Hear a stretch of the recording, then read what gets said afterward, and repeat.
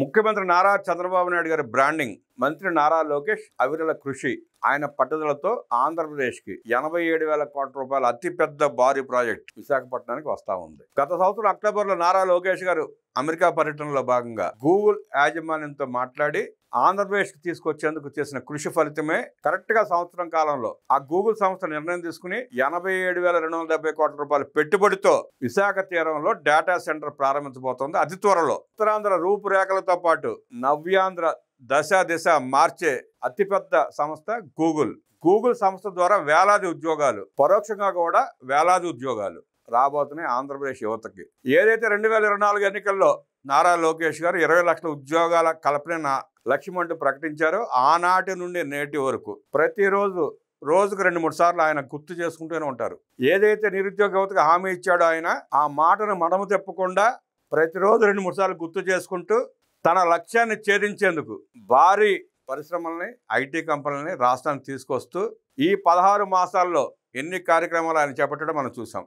నాయకుడంటే నారా లోకేష్ లా ఉండాలి అని దేశమంతా ఆయన వైపు చూసేలాగా చేస్తున్న ఆయన ప్రయత్నాలని రాష్ట్ర ప్రజలు, నిరుద్యోగ యువకులు అభినందనలతో ఆయనకి ధన్యవాదాలు తెలుపుతున్నారు.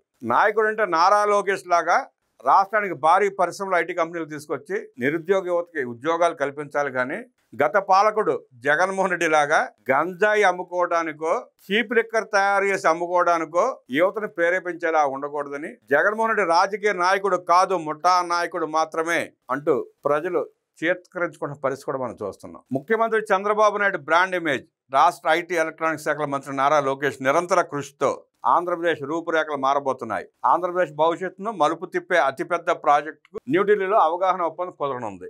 ఇది ఏపీ చరిత్రలో మైలురాయిగా నిలవబోతోంది. భారత్ ఏఐ శక్తిలో భాగంగా ఆంధ్రప్రదేశ్ ప్రభుత్వం విశాఖపట్నంలో దేశంలోని తొలి కృత్రిమ మేధస్సు కేంద్రాన్ని గూగుల్ ఏఐ హబ్ పేరుతో శ్రీకారం చుట్టనుంది. విశాఖలో 10 బిలియన్ అమెరికన్ డాలర్లు అంటే సుమారుగా 87,250 కోట్ల రూపాయలతో Google 1 gigawatt hyper scale data centre campus ఏర్పాటుకు సంబంధించిన ఎంఓఐపై న్యూఢిల్లీలో సంతకాలు చేయనున్నారు. ఇది భారతదేశంలోని అతిపెద్ద విదేశీ ప్రత్యక్ష పెట్టుబడిగా రికార్డు సృష్టించబోతోంది.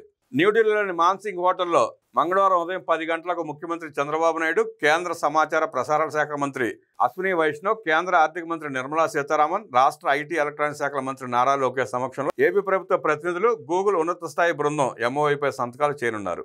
ఆంధ్రప్రదేశ్ ఏఐ ఆధారిత ఆవిష్కరణలు, డిజిటల్ ట్రాన్స్ఫర్మేషన్ లో దేశంలోని అగ్రగామిగా నిలపడమే ఒప్పందం ప్రధాన లక్ష్యం. రాష్ట్ర ఐటీ ఎలక్ట్రానిక్స్ శాఖల మంత్రి నారా లోకేష్ అమెరికా పర్యటన సందర్భంగా గత ఏడాది అక్టోబర్ 31వ తేదీన శాన్ ఫ్రాన్సిస్కోలో గూగుల్ క్లౌడ్ సీఈఓ థామస్ కురియన్తో జరిపిన చర్చల్లో ఈ ప్రాజెక్టును ప్రతిపాదించారు.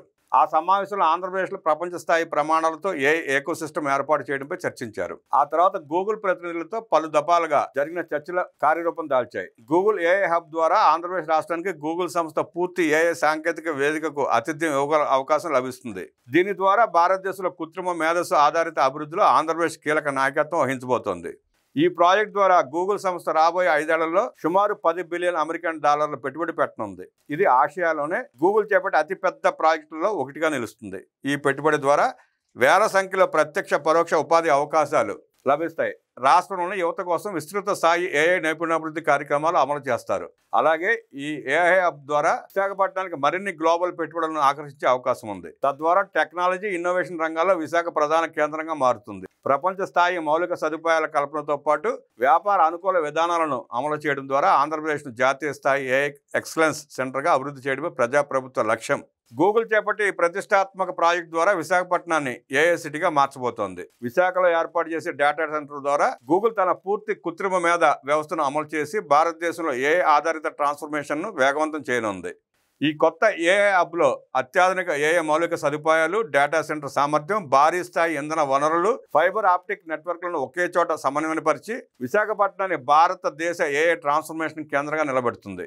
గూగుల్ గ్లోబల్ నెట్వర్క్తో సముద్ర గర్భ, భూభాగపు కేబుల్ కనెక్టివిటీ ద్వారా అనుసంధానించి క్లీన్ ఎనర్జీతో పనిచేసే విధంగా ఈ ప్రాజెక్టును డిజైన్ చేశారు.